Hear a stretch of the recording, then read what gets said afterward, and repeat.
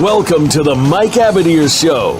You'll want to sit tight this hour as host Mike Abedier and co-host Gino Bacola talk to the experts, celebrities, and figures from the worlds of sports and business of sports. We cover the NFL, baseball, basketball, soccer, and horse racing, so we have all of the bases covered.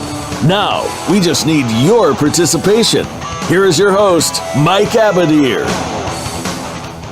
Opening day Major League Baseball. There's absolutely nothing like it, and Gino and I are absolutely lucky and fortunate to have with us Jerry Hairston Jr. of Sportsnet LA, the home of the Dodgers, to give us a little bit of a snapshot as to what to expect from this Dodgers season. Good morning to both of you, Gino and Jerry. Jerry, how are you?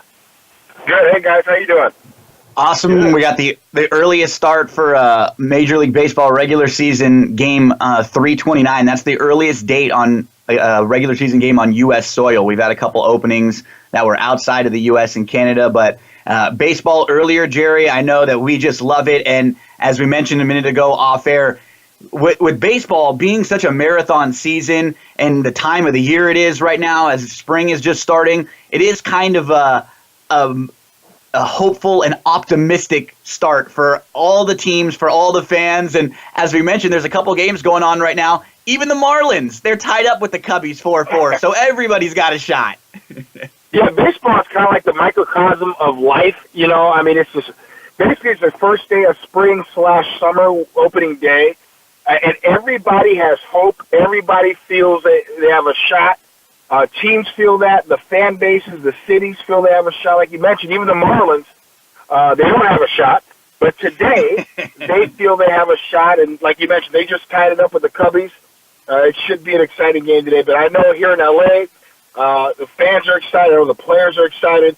We're hoping this is the championship season that the Dodger fans have longed for since '88. And everything seems right. You have the starting pitching, the players, the talent level is really high. Even though they're missing Justin Turner, he'll be back in about 6 to 8 weeks. But guys like Kiki Hernandez will step up in his absence, and I think he'll do a great job. So I think this will be a very successful season here in LA. So on that note, it seems like the NL West in general has more, let's say, big losses going into this season than additions. Now, obviously, the Padres got Hosmer, but the Giants are going to be missing Madison Bumgarner. Dodgers are missing Justin Turner. Overall, do you think the West is a better division starting in 2018, or are they, at least at the beginning of the year, roster-wise, how do you assess the NL West? Well, just looking at the Giants, I thought they would be better. I mean, they couldn't get much worse. Last year was abysmal for them. But when you lose Madison Bumgarner to 6 to 8 weeks, and I think there's going to be more because that broken finger is on his throwing hand, so he's going to need to build up arm strength. So I think it might be a 3-month injury. When you lose an ace like that, that's going to hurt your ball club. And then lose Samardzija, too. He eats up innings, so their bullpen has been taxed for a couple years now. I think, you know, losing two guys like that to eat up innings, as well as giving the team production a chance to win, that's going to really tax their bullpen this season. So I think the Giants are going to be kind of behind the 8 ball for the first couple of months of the season. So I don't think they'll give teams a run for their money. Now, that being said, a team that scares me, and I know a lot of Dodger fans know this, is the Colorado Rockies. They're a team that historically has swung the bat. They have one of the best players in all of baseball, Nolan Arenado, and they've improved their bullpen. Manager Bud Black, who I played under in San Diego, is as good as they come as far as, you know, managing a bullpen, managing players and personality. So I think the Rockies are going to be right there at the end with the Dodgers. And you mentioned the Padres. I don't think they're ready to win, even though, you know, they signed Eric Hosmer. I think that's for down the road, teaching the young guys how to win and how to be a pro. But I don't think that they're going to be in the thick of things. They're just too young. They're not as talented. And the Diamondbacks, losing J.D. Martinez really is going to hurt them. You can really pitch around their stud first baseman. And if you can do that, that lineup can be pitched to. So I think it's going to be a two-horse race, Rockies and Dodgers. That's a great point, because last year it seemed like the Diamondbacks really took off after they acquired J.D. Martinez. That's when they kind of not really started eating away in a serious manner at the Dodgers' lead, but they really improved their play quite a bit. And interesting, you mentioned the Giants, and I agree with you with respect to the bullpen. Seems like the issues that the losing the starting pitching is going to give rise to is nullifying the additions of Longoria and McCutchen. So yeah, I mean, I think that's a great assessment going down the wire between the Rockies and the Dodgers. Gino and I were talking the other day. We wanted to give you props, by the way, because when we had you on before the playoff round started, you actually pretty much nailed it. Gino and I were giving you props because you pretty much said, look for the Yankees to make a good run, and you were not too high on my Red Sox, which disappointed me, but you turned out being right. And you pretty much called the Astros and the Dodgers in the World Series. So Jerry's predictions are pretty solid, guys. When you had the Yankees winning. You thought the Yankees would upset and kind of maybe win a series or two there, and they would make some noise. And you were spot on. The only thing that we missed was who would win Game 7. But that's the progression we got to go through as Dodger fans, right? It seems like a couple years ago, we had a good team that we lose to the Cubs. Then last year we beat the Cubs. We make it to the World Series. That's the next step. Is hopefully what us Dodger fans are going to take this year. And you mentioned, let's kind of jump into a couple of the big storylines for the Dodgers. You already talked briefly about the Justin Turner injury, but for the Dodgers, they're a team that's pretty well set up to handle an injury like this. It seems like they have many options. It looks like Forsythe to third with combinations of Utley, Kiki, Barnes. What's nice is even with Farmer, it looks like the Dodgers have another catcher who can play the corner infielder spots. What is your kind of overall assessment on how the Dodgers are going to fill that Turner spot? Well, you never want to see a guy get injured. I talked to Justin briefly after the injury, and he seemed to be his spirits have been pretty high, because if you're going to get injured, you make sure you do it in spring training, so you have an entire season to get healthy. And this could be a blessing in disguise. It gives guys and it forces guys to step up. Kike the last couple of years, he hasn't had the at-bats as much as he would like, but he's been around, 210, 215 hitter, and I think he's better than that. And he's going to get a chance to play just about every day and show and prove that he can be that everyday player. And you don't get these chances too often in the big leagues, and I think this is a golden opportunity for him to step up and prove he could be that everyday guy. And Logan Forsythe had a down year for himself last year, and I think he'll have a bounce-back season this year. I think he's a pro's pro. He knows how to work the count. He knows how to hit in certain situations. And I was a teammate of his in San Diego. He came up as a third baseman. So if you were to ask him, where does he feel comfortable or the most comfortable at a position, it's third base. So having him go to his natural position at third base and having Kike go to his natural position at second base, I think it'll bode well for those two guys. And I think there's one guy that when he first got traded over here in the offseason, everybody knew or assumed he would be traded, was Matt Kemp. He is, I think, a very important piece to this puzzle, because you need his production, especially early on, with missing Justin Turner. He provides production, but also will provide protection in light, obviously, of Cody Bellinger coming in his sophomore season. I think Cody Bellinger will have a great season because he has a veteran like Matt Kemp hitting behind him. And at the top of the Dodgers lineup, go ahead, Gino.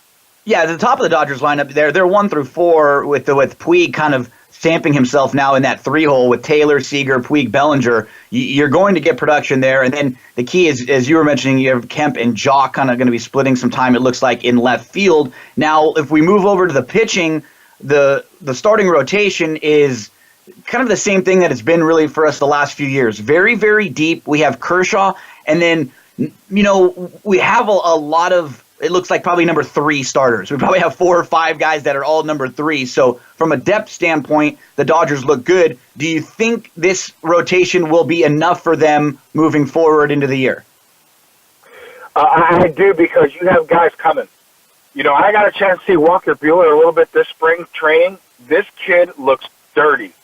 I mean, he looks like an uncomfortable at bat. He throws easily 95 to 97, and then he can bump it up to 100 miles an hour when he wants to. And I think the most important thing that he's learned is he can move his fastball in and out versus lefties and righties, and then sink it to righties and lefties. He does that, he is going to be tough to square up, and he's coming. Now, he'll be added to the rotation sometime in May, and he'll give rest to guys like Ryu, Maeda when he needs to, Rich Hill. You can kind of back him off, make sure to monitor his innings because these guys are a little older. But you mentioned Kershaw. Kershaw's as good as they come. We all know that. But the other guy, who I think is an ace in the making, he doesn't get enough love, is Alex Wood. Alex Wood came again to spring training with a chip on his shoulder, having something to prove. And he was an all-star last year, and he was outstanding last season. I think he's going to take another step in the positive direction to be that 1A to Clayton's ace. So, having Alex Wood right behind Clayton Kershaw, I think, is as good a 1-2 punch as there is in baseball. And that's good stuff that Walker Buehler was able to kind of get the, jitters out of the way in September and his call-up. He had moments where he looked really good. Now he's got another spring training under his belt. So I'm excited to see what he could do, former first-round draft pick out of Vanderbilt. Before we let you go, Jerry, I know that you got. Well, I got one more. I wanted to ask about the Dodgers, if you don't mind. I was just curious about the back of the bullpen, Jerry, and what we know. I think it's kind of similar to when we look at the starting rotation. We have maybe probably the best in baseball in Kenley.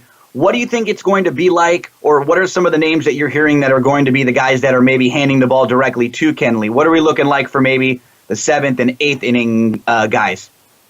As of right now, in the 7th, you're looking at a combination of guys. They're going to go matchups.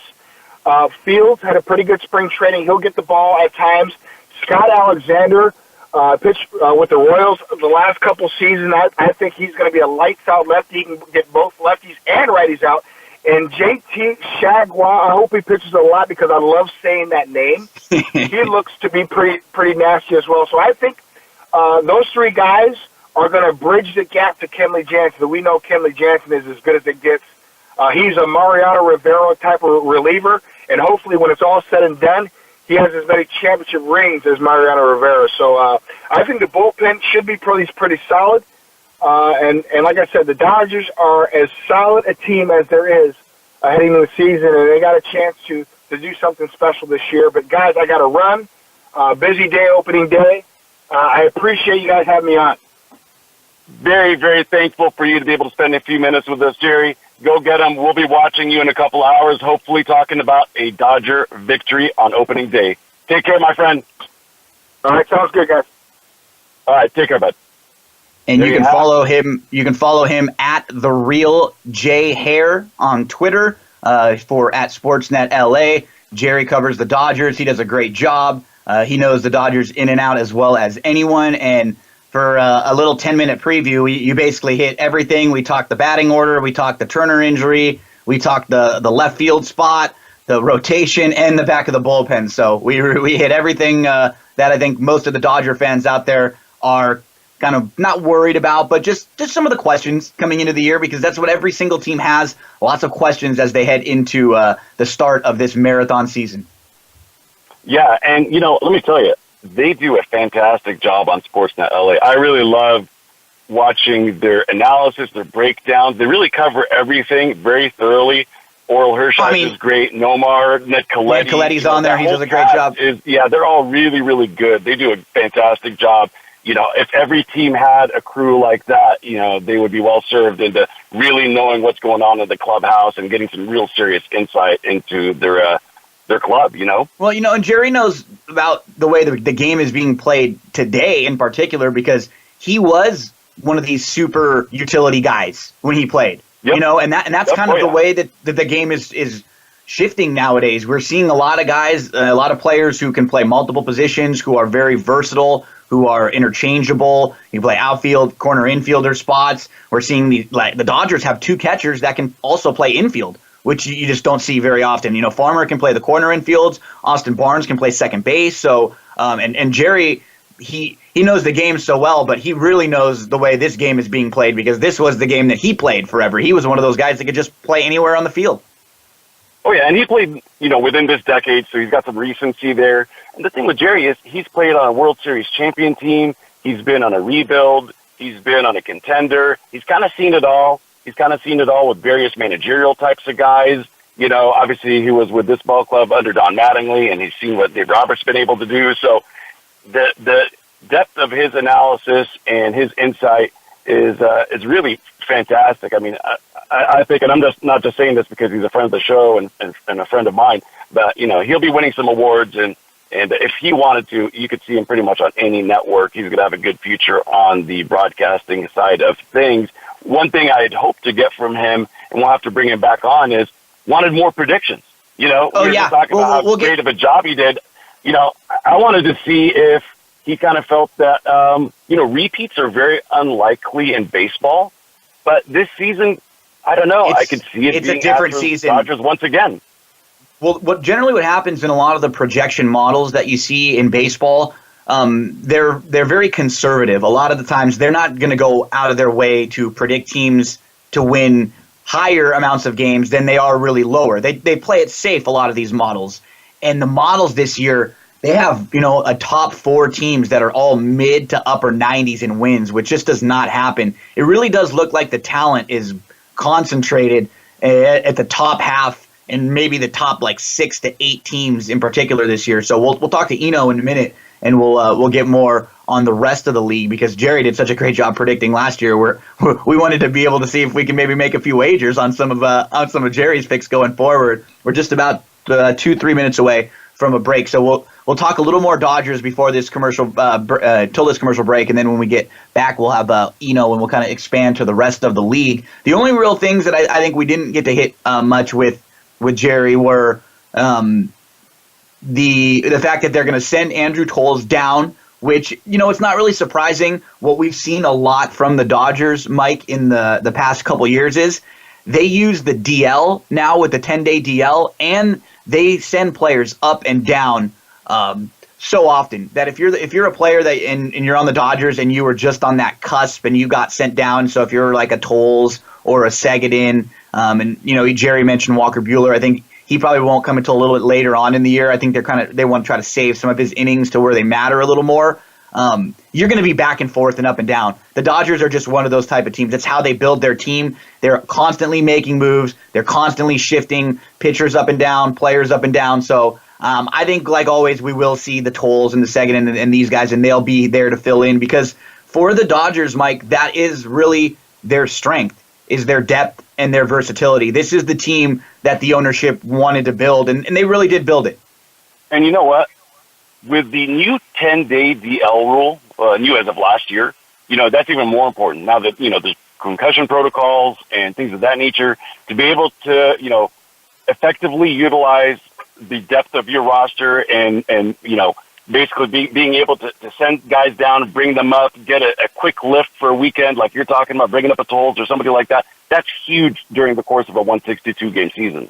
Yeah, and what it did too last year is it kept everybody fresh. We saw, I think in the World Series, I think there were only a couple pitchers that were even qualified for the ERA title, because so many of them would have injuries, or if you're feeling a little sore, it's much easier to go on the 10-day DL and just miss one start. And then you come back and you kind of freshen yourself up a little bit. We've seen bullpens going, or starting rotations going deeper, maybe even like 6-man rotations that just go shorter. Now the Tampa Bay Rays are doing the opposite. They're going with the 4-man rotation, and then their 5th game is going to be really just a bullpen game all the way through. So really fun, lots of experimenting going on in the world of baseball. And when we get Eno Sarris on next, we're going to talk to him about some of those experiments, some of the things happening in analytics, and kind of some of the major storylines and how they change from year to year. So let's take a quick commercial break. When we return, we'll continue talking some baseball. We'll continue talking about the MLB opening day. Eno Sarris will be our next guest. You're listening to the Mike Abadier Show. Gino Bacola here, and Mike Abadier. We'll be right back.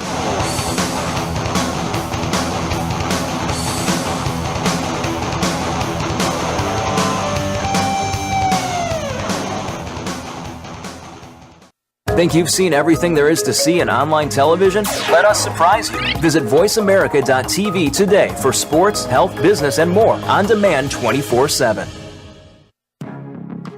Are you ready for the latest sports news, the culture around the game, and unique insight? Then you need to make Kareem and the Coach your destination each week. Host Kareem Rush played for the LA Lakers and has the inside track to personas in both professional and college sports. Co-host Eric Newman is a former basketball coach and now a producer and filmmaker. Together they cover sports and entertainment in a fast-paced hour every Friday at 5 p.m. Eastern Time and 2 p.m. Pacific Time on the Voice America Sports Channel. Want to experience football from the perspective of two former players who also have coaching experience? Tune in to Sports Info UM with Daryl Oliver and Sam Sword. We'll talk about the drafts, play-by-play, and even what's happening in the offseason. Daryl and Sam have the connections and the knowledge to bring you the inside stories of the game's past, present, and future. We'll cover the camps, on and off field, and everything else, football and beyond. Sports Info UM is heard Mondays at 8 p.m. Eastern, 5 p.m. Pacific on the Voice America Sports Channel. Sports continues to grow and evolve to ever-increasing prominence in today's society. On All Around Sports, host John Inglesby will connect with the leading newsmakers from the sports world, including players, owners, and fellow sports journalists, discussing the top news and events that are relevant to sports today. John will also report from and offer his experience of the world's top sports events. Tune in to All Around Sports with John Inglesby on Mondays at 1 p.m. Eastern Time, 10 a.m. Pacific on the Voice America Sports Channel. Your internet flagship station for sports, Voice America Sports.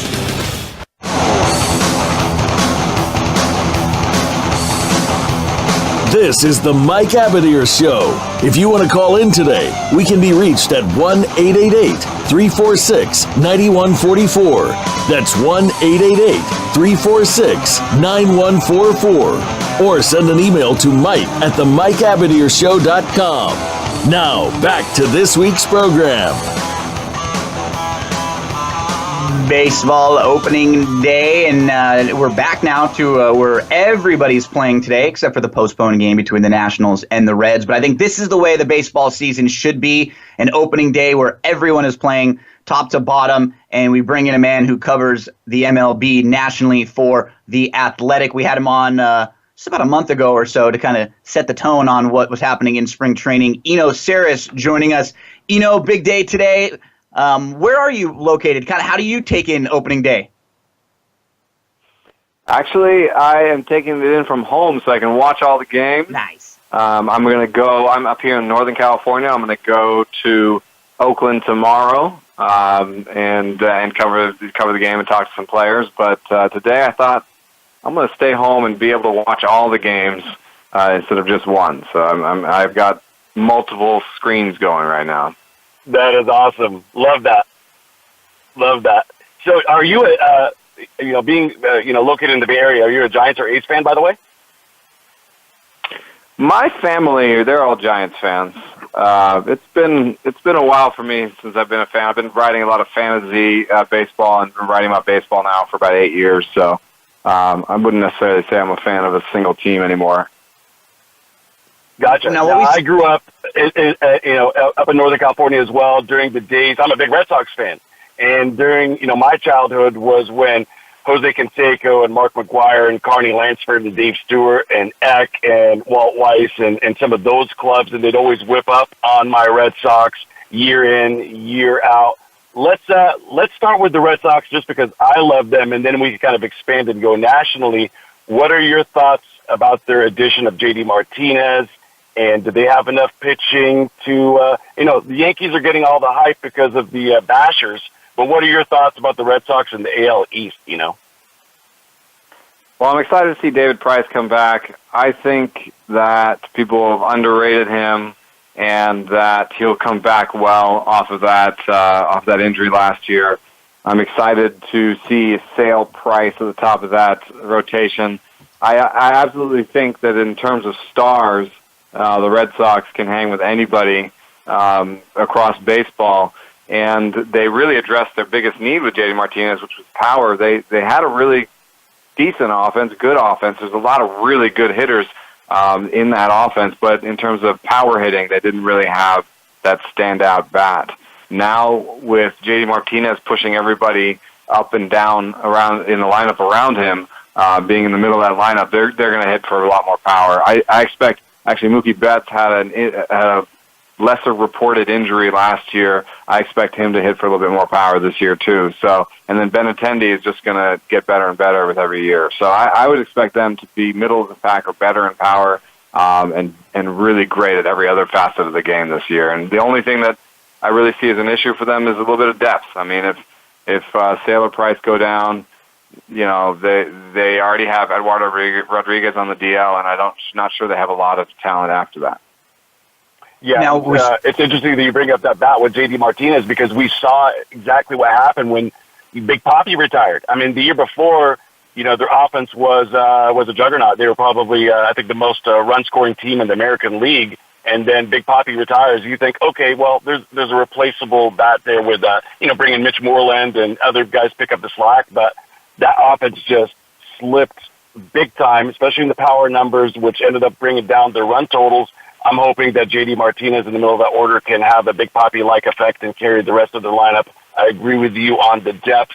Will Stanton, Sanchez, and Judge break the all-time trio record of 154 home runs set by the 1961 Yankees? No team has done that since then. Now, if you take last year's totals, granted Giancarlo was with the Marlins, the three of them had a total of 155 home runs. What do the analytics say about those guys?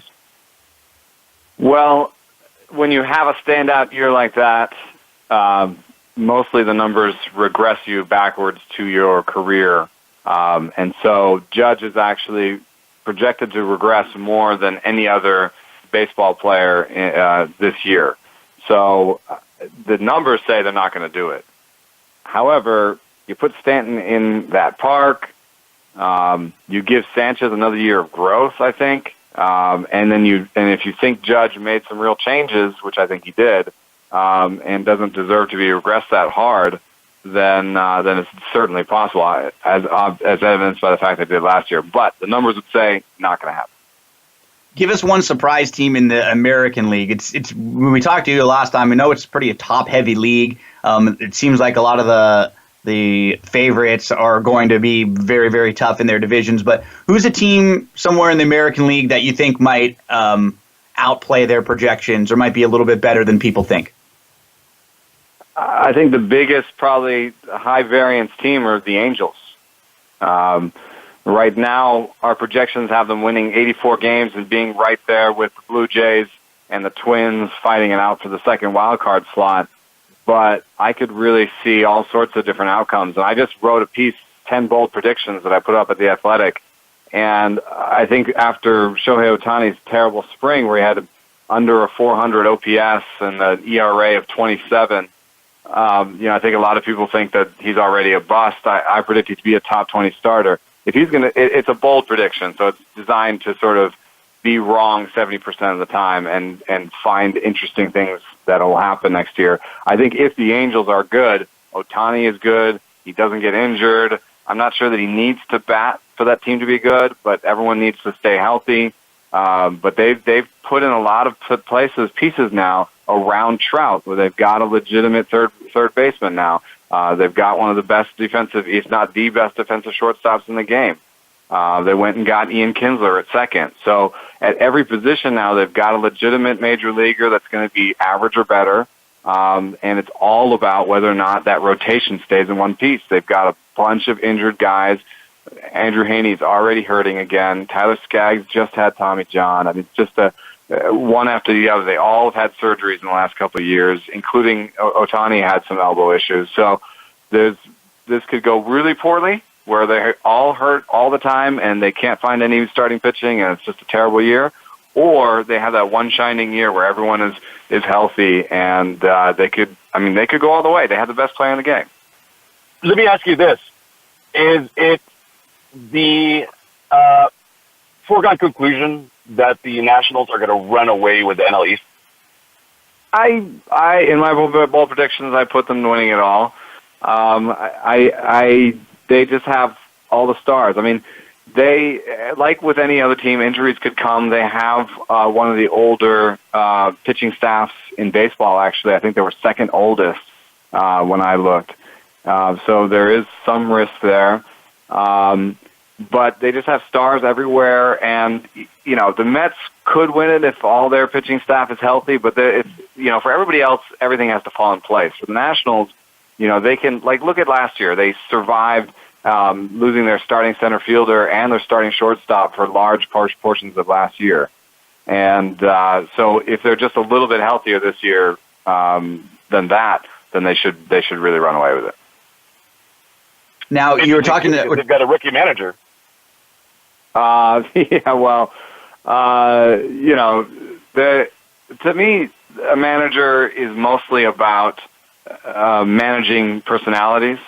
It's mostly about having the right tone and setting the right tone with the players, having the right sort of camaraderie, having the right having the right personality to manage all these different personalities that are underneath you. So I don't think all rookie managers are the same. When I look at a guy like Gabe Kapler in Philadelphia, I think that could go either way. He's very intense, very analytical, and he's taking over a really young team. Who knows how that'll go. But I don't see the tenor that I hear from Dave Martinez. I don't think that'll be a problem in Washington. Kind of led me to a perfect question I wanted to ask you about, and the contract that was signed a couple days ago for Scott Kingery, a 6-year, $24 million contract with a chance to get up to around $65 million. This is a player that he's compared to Pedroia, really fast, kind of gritty, can play multiple positions, versatile, kind of like a Zobrist type player. This is the largest guarantee for a player with no Major League Baseball experience, has never played a game in the bigs, and he's already getting a 6-year, $24 million contract. This is something that we don't really see in baseball. Where do you stand on this contract, and is this something that might shift the way contracts are, going to be given out moving forward? I think they're decent deals for the teams. They're usually basically, if you sign 3 or 4 of these types of deals, then if one is a star, it pays for the ones that don't work. So I think, teams want to do this. The Astros wanted to sign a lot of their young guys, and they only ended up signing Singleton, I think, to an extension, and it didn't work out. So it is one of those things where you want to do it, the teams want to do it, but in order for it to be a good strategy, they have to have multiple players sort of agree to it.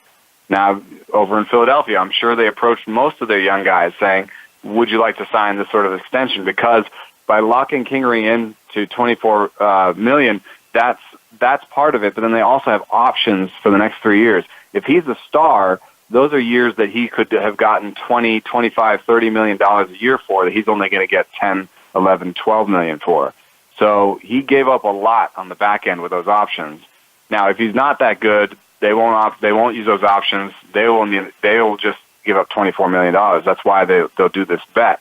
But if he is good, they make up a lot at the end. Now, Singleton didn't work out, but if they had signed 3 or 4 guys to the Singleton contract, then the one guy like Carlos Correa or whoever that ended up being a star would have paid for so many John Singletons. So this is the kind of thing that I think teams want to do, and it just takes the right player. You have Ketel Marte in Arizona that said yes.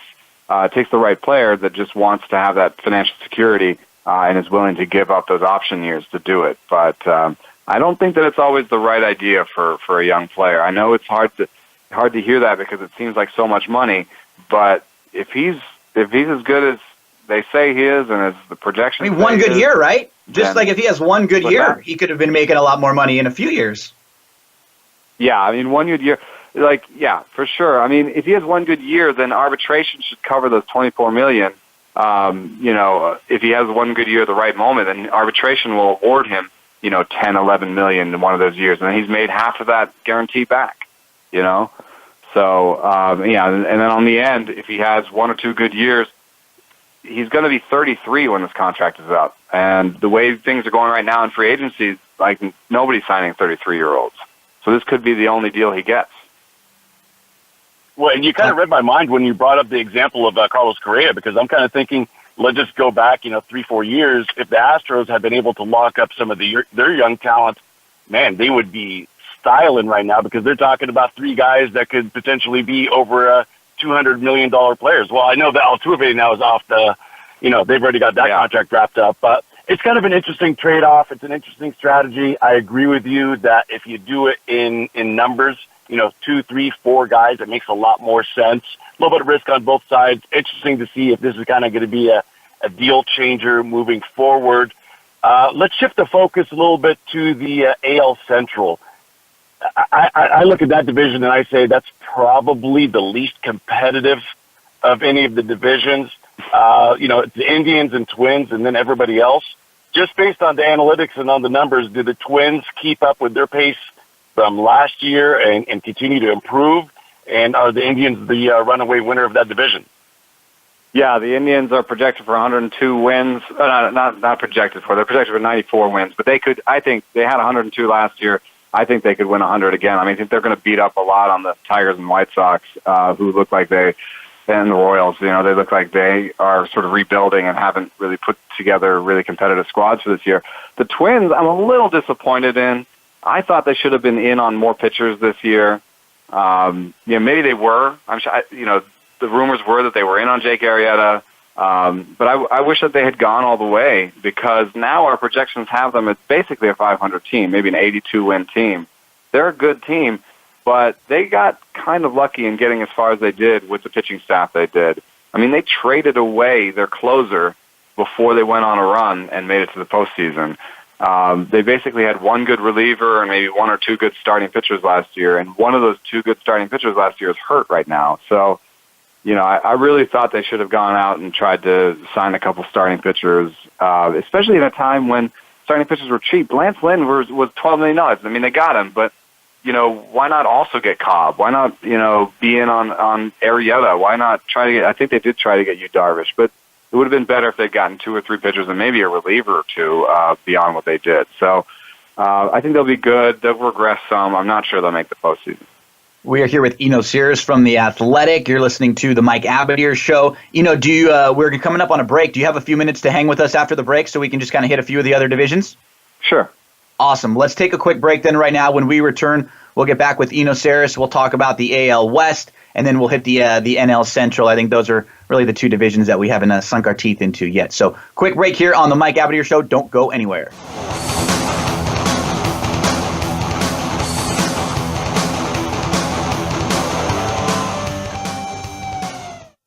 Become our friend on Facebook. Post your thoughts about our shows and network on our timeline. Visit Facebook.com/Voice America.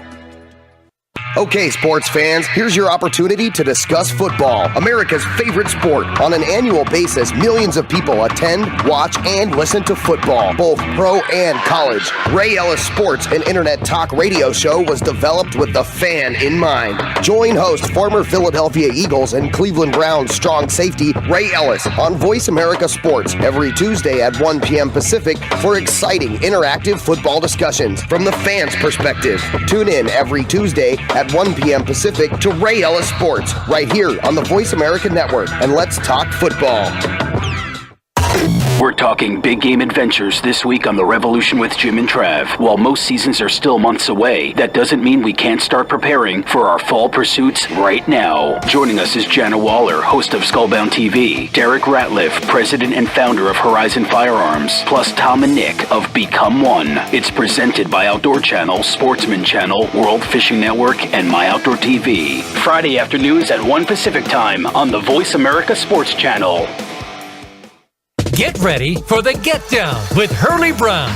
Want to get inside of the minds of the players and coaches? We'll talk everything sports, but with a focus on the NFL, NBA, and college football. We'll review and preview the week's big games. We'll talk about the draft choices and free agents, and go inside the teams for news, recruiting, and what's next from the colleges to the pro teams. It's the Get Down with Hurley Brown. Tuesdays at 3 p.m. Eastern Time, 12 noon Pacific on Voice America Sports. Your internet flagship station for sports, Voice America Sports.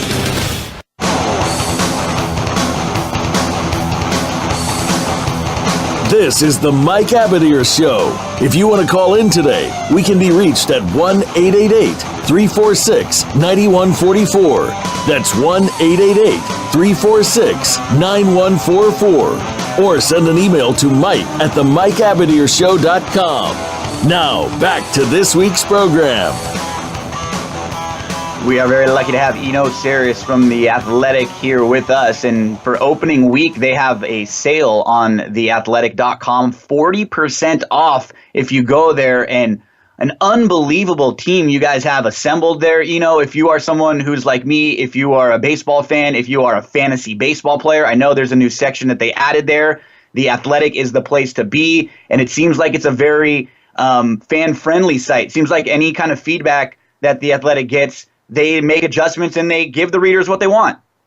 Yeah, I mean, I've done a lot of fantasy baseball writing in my past, and a bunch of readers said they wanted my pitching ranking. So, boom, a couple of days later, we had a whole fantasy site with a bunch of fantasy previews, team by team, and stuff like that. So, because we're making a direct connection to the readers with the subscription, but that subscription is so powerful. It's not that we're trying to please everybody and we're trying to get all these clicks. You're not going to have clickbait pieces. You're not going to have, content after content. You're not going to have piece after piece after piece just trying to, up the hits totals. What we're trying to do is just give exactly what people want and create that sort of foster that connection with the reader directly, not worry about advertising, just have this nice, readable, from my perspective, it's really cool that I get to work with, I think, one of the best writers in every market. They've done a really good job hiring writers in every market, and each time I've been like, that's exactly who I would have hired. So, we got great local writers. On the national side, it's me, Ken Rosenthal, and Jason Stark doing business. So a lot of great writers. And right now with the sale, it's $3. So it's $2.99 a month. So basically a soda at a ballpark to get to read all these great writers. And I think I saw you did the math somewhere about like 13 to 15 cents per piece that you put out there. So that's not bad at all. That's some great value. And for any of you who are just interested in baseball and you're watching it daily, the Athletic MLB is no doubt the place to be. As we continue on and kind of finish off the rest of the league, we didn't talk a ton about the AL West. You mentioned the Angels. We know the Astros are going to be good. Do we expect really anything from anyone else in there? The Mariners, the A's, the Rangers, kind of middle of the line to maybe slightly below average type teams? I think if there's a bold prediction beyond the Angels being good, for me, the Athletics actually profile very similarly in that they have a great lineup. They don't have the best player in the game in Mike Trout, but they have a great lineup with not that many holes, and a young core in Matt Olson and Matt Chapman and a couple guys on the way that could provide the thump and the batting that they need. They just have like 30 different pitchers, and they don't know which ones are good. So, we'll have to just watch and see if they find pitchers. Their best prospect, unfortunately, A.J. Puck, just went down with Tommy John surgery. So that was a place that I thought they could find gold. And so maybe the Athletics will be better next year than they will be this year. But they're starting to get more interesting. The Rangers and the Mariners are kind of older teams that are, on the way out. But this is a more competitive division than the Central for sure. I mean, even if the Mariners, Rangers, and Athletics aren't good, they're all going to be at least around 500. And I think that'll bring the Astros down a little bit, and something like 94 wins will win that division, and the worst team will have 78 wins, 77 wins. It'll be a pretty good division. And then another division, as we move over to the National League, that I think is going to be a really fun, kind of deep division to watch is the Central. They seem like they're getting a lot better because the Cardinals this year are a team that I think will take another step forward. They have a lot of talent. The real question with them is going to be their pitching staff. And then the Brewers, they're kind of in a similar spot. They're going to mash the ball. They're just kind of waiting on Jimmy Nelson to come back, but they do have a couple decent starting pitchers. And if they can get someone else in that starting rotation to kind of have a strong year, I think they're going to make things a little difficult for the Cubs in the Central. So with those three teams right there, and then with the Reds team, that isn't completely awful and that can hit the ball and compete a little bit, that Central division should be kind of fun. Yeah, I think there's a lot of storylines there. I mean, the Cardinals going out and getting Marcell Ozuna, that was the kind of deal that they want to do all the time because they're really good at producing kind of league average guys. They're really good at producing quality depth. They have lots of okay players. They've done a really good job of that. Being able to put a bunch of those types of prospects together and get a great player, Marcell Ozuna, I think was a huge thing. And they'd love to do that on the pitching side. They'd love to do that with anybody because they're really good at producing depth.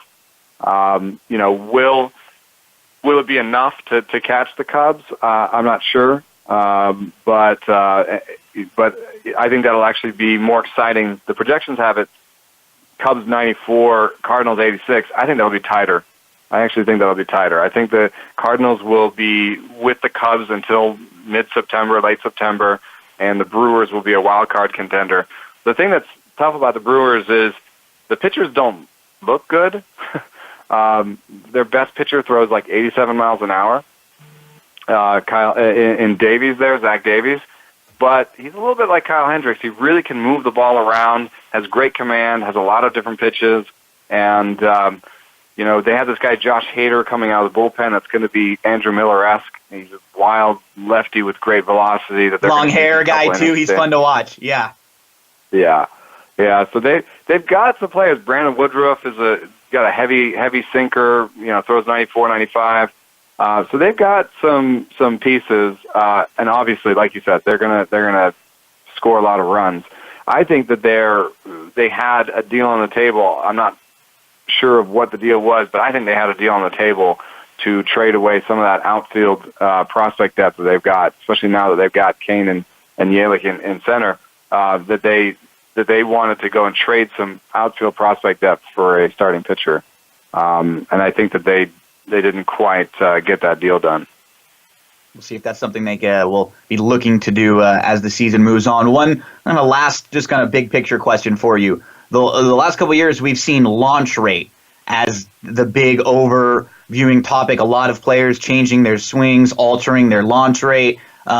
This year, a couple of things I was reading was that contact is kind of coming back into play because last year there were 117 players with 20-plus home runs and only 5 players who had a strikeout-walk ratio that was even, 1-to-1. And then some of the big home run hitters didn't get paid a ton in the offseason because there were so many of them. Guys like Chris Carter, Logan Morrison, and Moustakas didn't get big contracts.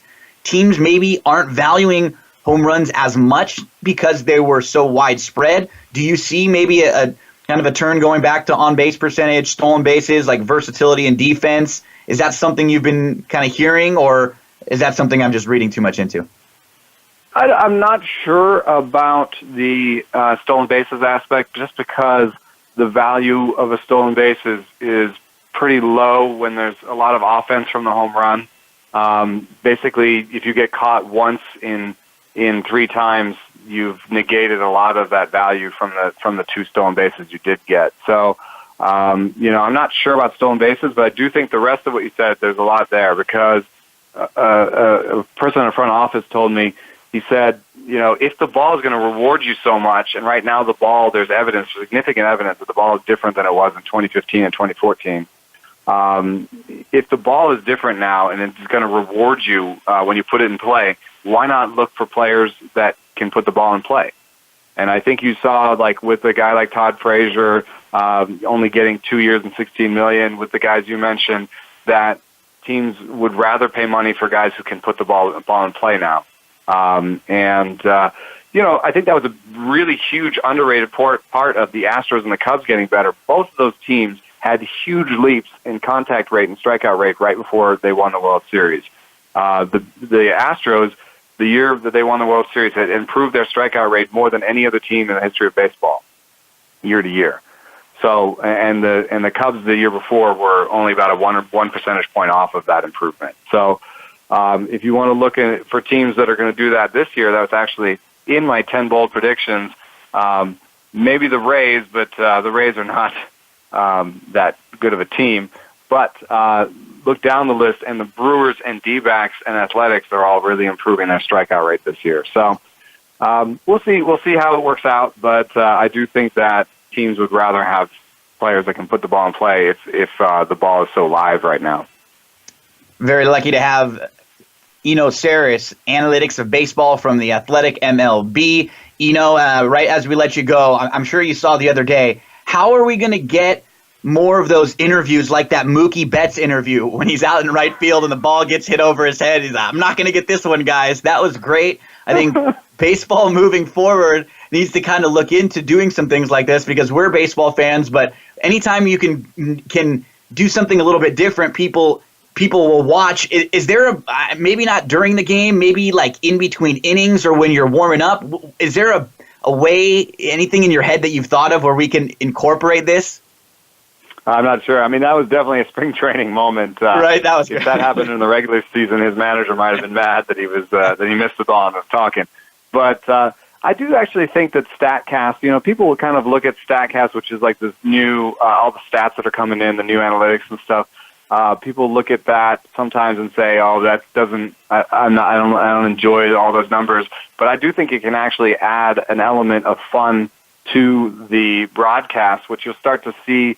Are comparisons of great catches where they can actually overlay them and show first steps and range, and they'll do some really cool highlights, I think, this year where they'll be able to show you how amazing these players are. I mean, I think that's a big part of what the new numbers can do is kind of highlight, because they're amazing athletes.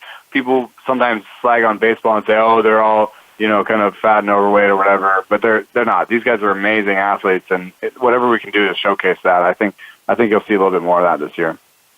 Let everybody know, where can we find you, and what will you be working on next? I'm at ENOSARRIS on Twitter, right for The Athletic, and if you just want to get a sampling of my work, there's a free piece up on The Athletic about 3 days in the life and the finances of a minor leaguer. It's a horror story, basically, about a recently retired minor leaguer telling me basically every single thing about how much money he made and what his days were like. And it's kind of eye-opening if you don't know anything about minor league baseball. So I'll be working on things like that. I talk to the players, do analytics, bring the numbers together what the players say, and I'll be doing all year, doing a little bit of fantasy baseball, too. Kick back, enjoy opening day, crack open a few of those nice beers that you love, and we thank you very much. Have a good one, Eno. Thanks for having me. Always. Eno Sarris, very lucky to have Eno back with us again in our baseball preview on the Mike Abadir Show. We only have about 3 or 4 minutes left in the show, so a big thank you to Eno and a big thank you to Jerry Hairston Jr., who will be covering the Dodgers today on this opening day. If you follow us on Twitter, or if you follow me on Facebook, you can see that Mrs. Bacola is quite excited for Dodger opening day. One of our family friends, Mrs. Stacy Tucker, had to make some Dodger cupcakes and cookies for us. So we've got Dodger cupcakes, Dodger cookies. We are all set for Dodger opening day here. And with the last couple minutes, we want to shift on over and go through what happened in March Madness. We are down to the Final Four, folks. If you are a fan of Sister Jean, you are in great shape, because how about Loyola with their big run? What we want to do is we want to give a shout out to the 2 different groups we have going on right now. We have the Yahoo Mike Abadir Show bracket pool, and tied for first right now, Jacob Hirschman and Jason Hoya Paranoia. Joseph's Genius bracket is in 3rd. Brian's Top-Notch bracket is in 4th. And Beth Mostly Chalk is in 5th in that one. And then over in our second chance bracket that we had, we have Travel Eakin, Oval, 2000, Eagle Fan, and Fosterelli. They are at the top. Remember, prizes for the top 3 finishers in the Mike Abadir Show group, and then in the second chance group, prize for the winner. And both the winners of the group will have the opportunities to come on the show and host a segment talking whatever you would like. So big thank you to everyone for getting involved in that. We want to remind you, like always, to head to iTunes, give us a nice 5-star rating and a review. Folks, if you don't know, those take about a minute or 2, and they help us so much. They can help us move up the lines as far as advertising and sponsorship stuff. It helps other people find our show. So if you just have a minute, go and you click that 5-star, and then you can put a little write-up. I like these guys. Sometimes Gino needs to shut up a little bit more, but I still like them. Something like that. That would be great. Love to hear from you. And remember, folks, this is the Final Four weekend. We will have the big games on the 31st. So on Saturday, Loyola, Michigan, and then Kansas, Villanova. Championship game will be on Monday. So next week, we will be recapping the Final Four games. And next week is going to be a big horse racing-centric episode. We're going to have a few different guests on because the following weekend will be 3 major prep races for the Kentucky Derby. It's going to be the Santa Anita Derby, the Wood Memorial, and the Bluegrass from Keeneland. So we will have 3 different horse racing guests on. Each one of them will be focusing on one of the racetracks. We're going to talk about the 3-year-old prep race and then a couple of the undercard races on that Saturday.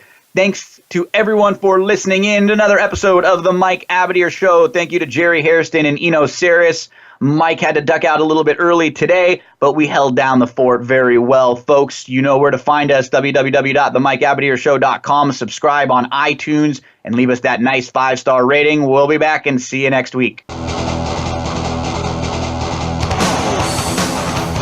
Thanks for joining us this week for the Mike Abadir Show.